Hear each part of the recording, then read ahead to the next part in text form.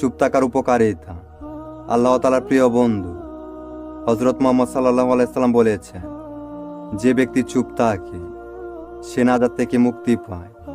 তিনি আরও বলেন, মুমিনের জীবনের বৈশিষ্ট্য হল তারা অল্প কথা বলবে, বিনা প্রয়োজনে কথা বলা থেকে বিরত থাকবে, হাসি মুখে থাকবে।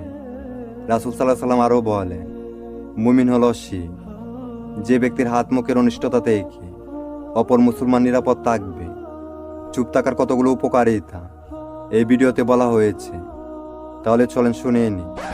নাম্বার 1, চুপ থাকা পরিশ্রমবিহীন ইবাদত।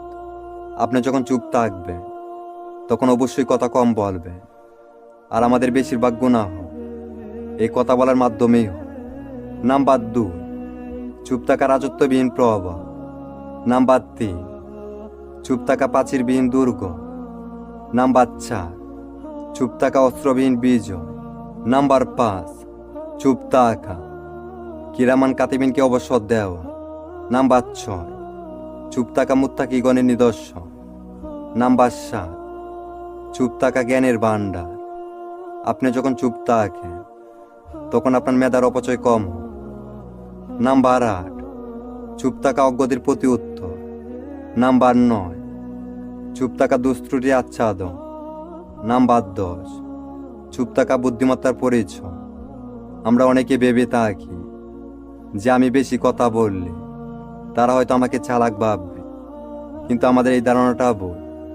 বরং চুপ থাকার মাধ্যমে অনেক কথার উত্তর দেওয়া যায়। এক্ষেত্রে মাদার তেরেসা বলেছেন, তুমি চুপ থাকতে শিখো, দেখবে যে তোমার সাথে খারাপ করেছে সেও একদিন তোমার পায়ে এসে পড়বে। তাই অযথা কথা না বলে চুপ থাকুন।